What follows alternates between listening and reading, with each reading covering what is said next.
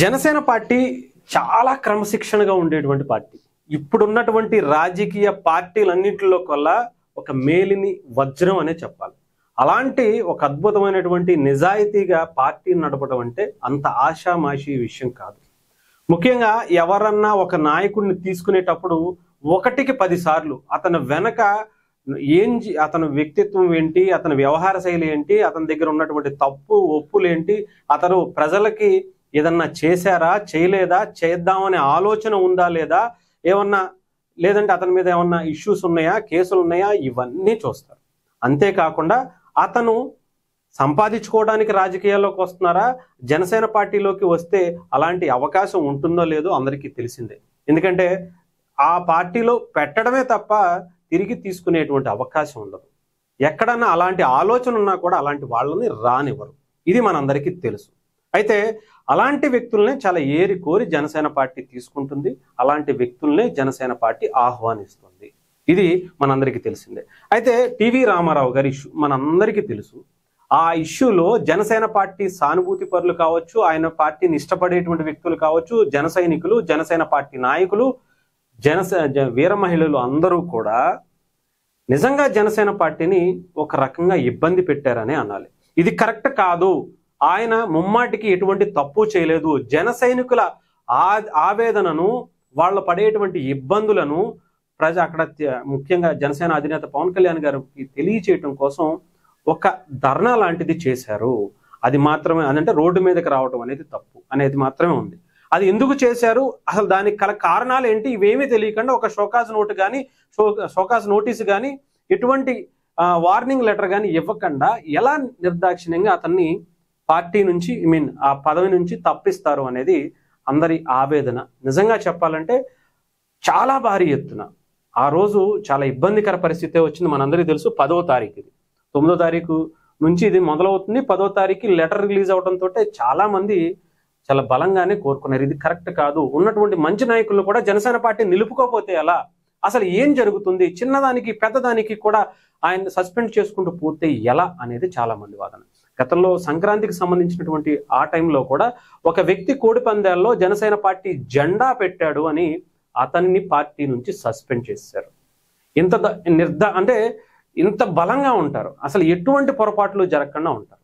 కానీ అది తప్ప ఒప్ప అనేది ఇప్పుడు జరుగుతున్న, అక్కడ ఎంక్వైరీ కూడా జరుగుతుంది. ఆ విషయాలు చాలా బయటకు వచ్చేటువంటి అవకాశాలు ఉన్నాయి. అయితే ఇక్కడ ఇంతమంది జనసేన పార్టీని ఇబ్బంది పెట్టి ఒక రకంగా చాలా బలంగానే సోషల్ మీడియాలో కావచ్చు, మీడియాలో కావచ్చు, చాలా బలంగానే పోరాడారు. ఇది తప్పు అని చెప్పి. అంటే ఇంత స్పాట్లో డెసిషన్స్ తీసుకోవటం ఏంటి, ఏమీ ఎంక్వైరీ ఎంక్వైరీ చెయ్యరా, విషయాలు తెలుసుకోరా, ఇవన్నీ వచ్చినప్పుడు నిజంగా వినుతా కోట గారి విషయంలో, వినుతా కోట గారి దగ్గరికి వచ్చేటప్పటికి అంతా ఏమైపోయింది తెలుసా? ఒక నిమిషం. రైట్, ఈ లెటర్ దగ్గరికి వచ్చేటప్పటికి ఎప్పుడు ఇది 12వ తారీఖు, 2 రోజుల వ్యవధిలో ఏదైతే పవన్ కళ్యాణ్ గారి మీద, జనసేన పార్టీ మీద, ముఖ్యంగా పవన్ కళ్యాణ్ గారిని ఎవరు ఏమనలేదు అనుకోండి, కొంతమంది వెనకుండా ఎవరో నడిపిస్తున్నారని అన్నారు తప్ప పవన్ కళ్యాణ్ గారిని అనలా. పవన్ కళ్యాణ్ గారికి తెలియపోవచ్చని అన్నారు.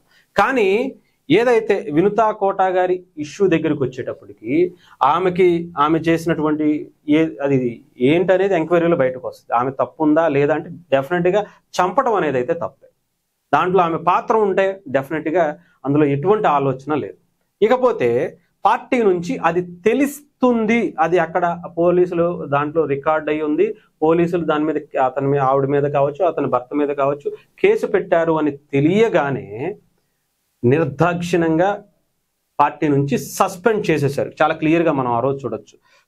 శ్రీకాళహస్తి నియోజకవర్గం ఇన్ఛార్జిగా ఉన్నటువంటి శ్రీమతి వినుతా కోట వ్యవహార శైలి పార్టీ విధి విధానాలకు భిన్నంగా ఉన్నందున కొంతకాలంగా పార్టీ కార్యక్రమాలకు దూరంగా ఉంచడమైనది.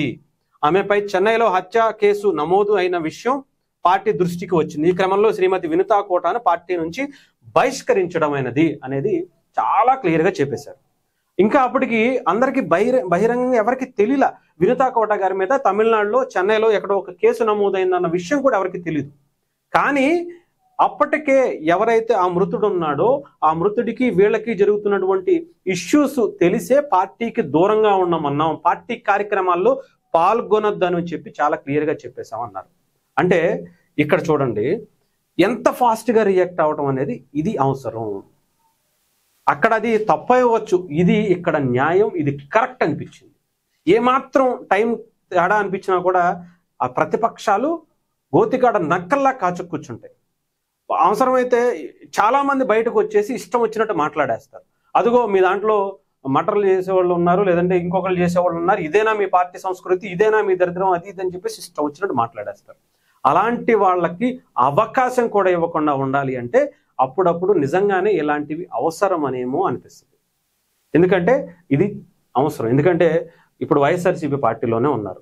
చాలా క్లియర్గా తెలుసు మనందరికీ, ఒక దళితుణ్ణి ఒక ఎమ్మెల్సీ, వైఎస్ఆర్సీపీ ఎమ్మెల్సీ అనంతబాబు చంపేసి ఇదిగో నీ ఇంటి ముందు వాళ్ళ ఇంటికే తీసుకెళ్ళి అతన్ని ఇచ్చేసి డోర్ డెలివరీ చేశారన్నారు. అప్పుడు డోర్ డెలివరీ చేసి హ్యాపీగా తిరిగాడు, జైల్లోకి వెళ్ళాడు, సస్పెండ్ చేశామన్నారు. మళ్ళీ జగన్మోహన్ రెడ్డి గారు వస్తే అతని వెనకాల తిరిగాడు. జగన్మోహన్ రెడ్డి గారు కూడా అతని భుజం మీద చేయి వేసి శబాష్ అన్నట్టుగా ఆయన్ని వెంటేసుకు తిరిగినటువంటి సంస్కృతి. సొంత బాబాయిని చంపేశారు, గొడ్డలతో నరికేశారు అని చెప్పినప్పుడు కూడా సొంత తమ్ముడి మీదే వాళ్ళ చెల్లెళ్ళు, వాళ్ళ కుటుంబ సభ్యులు అందరూ కూడా అన్ని వేళ్ళు కూడా వాళ్ళ తమ్ముడు అవినాష్ రెడ్డి వైపు చూపిస్తుంటే జగన్మోహన్ రెడ్డి గారు మాత్రం మా తమ్ముడు శుద్ధపూస అని చెప్పి ప్రయత్నం చేశారు. సిబిఐలో కూడా అతని మీద కేసులు పెట్టి అతను విచారణకు హాజరు కావాలి, అతన్ని అరెస్టు వారెంట్లు జారీ చేస్తే ఆయనని కాపాడటం కోసం ఢిల్లీ వరకు వెళ్ళినటువంటి ఘనత జగన్మోహన్ రెడ్డి గారికి దక్కుతుంది. ఇంకా అనేకమైనటువంటివి ఉంటాయి. అంటే ముడ్డికింద 33 కేసులు పెట్టుకుని ఆయనే నీతివంతుడు అంటే మనకి మాట్లాడే వాళ్ళకే అర్థం అవ్వాలి. అంటే దాంట్లో ఏ కేసులైనా ఉండొచ్చు. అక్రమంగా సంపాదించారనుకోవచ్చు, ఒకళ్ళని కొట్టారనుకోవచ్చు, ఒకళ్ళని ఇంకోటి చేశారనుకోవచ్చు, ఏదైనా అనుకోవచ్చు. ఎన్నో ఉన్నాయి. చెల్లిని నిర్దాక్షిణ్యంగా బయటకు గెంటేసినటువంటి వ్యక్తి ఇంకా ప్రజలకి న్యాయం చేస్తాడు అనుకోవచ్చు. అనేక కేసులు, అనేక మంది, ఎంతో మంది మటర్లు. ఒక నాయకుడు, వైఎస్ఆర్సీపీ నుంచి వచ్చినటువంటి ఒక బలమైన నాయకుడు బయటకు వచ్చి ఒక వ్యక్తి అతను ఒకరిని చంపేశారు అంటే అతను ఎందుకంటే పార్టీలోకి తీసుకున్నారు, సస్పెండ్ చేయొచ్చు కదంటే ఒక్కటే కదన్నా, ఏమవుద్దులే అన్న అని చెప్పాడట. అది అతనే స్వయంగా ఒక ఇంటర్వ్యూలో చెప్పినటువంటి విషయం. అంటే అది వైఎస్ఆర్సీపీలో ఎలిజిబిలిటీ కింద చూస్తారు, అదొక గర్వంగా చూస్తారు. అంటే నేర ప్రవృత్తి ఉన్నటువంటి వ్యక్తులే ఆ పార్టీలో వెతుక్కుంటూ వెళ్తారు. వాళ్ళకు ఒక ఆపర్చునిటీగా కనిపిస్తుంది వైఎస్ఆర్సీపీ అనేది, వాళ్ళకు ఒక ప్లాట్ఫామ్ కింద కనిపిస్తుంది. క్రైమ్కి వైఎస్ఆర్సీపీ పార్టీ ఒక బలంగా వాళ్ళకి సపోర్ట్ ఇస్తుంది అనిపిస్తుంది. అందుకనే కాబోలు ఆయన మొన్న తెనాలి వెళ్ళి రౌడీ షీటర్లకి, లేదంటే గంజాయి చేసే అమ్ముకునే వాళ్ళకి, ఎంతో మందిని చంపబోయిన వాళ్ళకి ఆయన మద్దతు పలికాడు. ఇంకొక ఒక అతను బెట్టింగ్ చేసి చనిపోతే అతనికి విగ్రహ ఆవిష్కరణ చేసి దాంట్లోకి వెళ్ళటం కోసం ఆయన వచ్చి ఇంకొకరిని కారు కిందేసి తొక్కేసి నిర్దాక్షిణ్యంగా అక్కడ ఉన్నటువంటి చెట్లలో పాడేసి వెళ్ళిపోయినటువంటి ఏ రకమైనటువంటి ప్రజలకి సందేశం ఇస్తారు అంటే, వాళ్ళ పిల్లలకైనా సరే, చనిపోయినటువంటి పిల్లలకి ఆ విగ్రహాన్ని చూపించి ఏంట్రా మీ నాన్న విగ్రహం కట్టారు అంటే, మా నాన్న బెట్టింగ్తో చనిపోయాడు, బెట్టింగ్లు చేసి అందుకే ఆయన విగ్రహం కట్టారు, మేము కూడా అదే సంస్కృతిలో పెరగాలని కోరుకుంటారా? లేదంటే ఆ ఊర్లో ఉన్నటువంటి చదువుకునే పిల్లలకో, లేదంటే ఎవరన్నా ఆ ఊరికి వెళ్ళిన వాళ్ళకో విగ్రహం యొక్క విశిష్టత ఏంటి అంటే బెట్టింగ్లో చనిపోయాడు, మనం కూడా ఆయన చూసి ఇన్స్పైర్ అవ్వాలి అని చెప్పి కట్టించారేమో మరి జగన్మోహన్ రెడ్డి గారికే తెలియాలి. సో ఇలాంటి వైఎస్ఆర్సీపీకి ఇది ఒక అవకాశంగా మారుతుంది. అందుకని ఎవరు ఏం చేసినా సరే పవన్ కళ్యాణ్ గారు, జనసేన పార్టీ చిన్న మచ్చ కనిపిస్తుందేమో అని అనిపించినా కూడా వాళ్ళని నిర్దాక్షిణ్యంగా బయటే ఉంచేస్తారు, పార్టీకి ముఖ్యంగా దూరంగా ఉంచుతారు, పార్టీ కార్యక్రమాలకు దూరంగా ఉంచుతారు. ఇదే విషయం చాలా స్పష్టంగా కిరణ్ రాయల్ గారి విషయంలో మనకు తేలింది, అటు జానీ మాస్టర్ విషయంలో తేలింది, అనేక విషయాలు మనకి తెలిసినటువంటి పరిస్థితి. ఎందుకంటే కిరణ్ రాయల్ ఇష్యూ ఆయన పర్సనలే, కాకపోతే అది ఆయన పార్టీ నాయకుడిగా ఉన్నారు. ఆమె బయటకు వచ్చి మళ్ళీ ఇది వేరే వాళ్ళు చేశారు అని చెప్పి చాలా క్లారిటీగా చెప్పింది. అయినా కూడా పార్టీ ఆయనని బయటే ఉంచింది.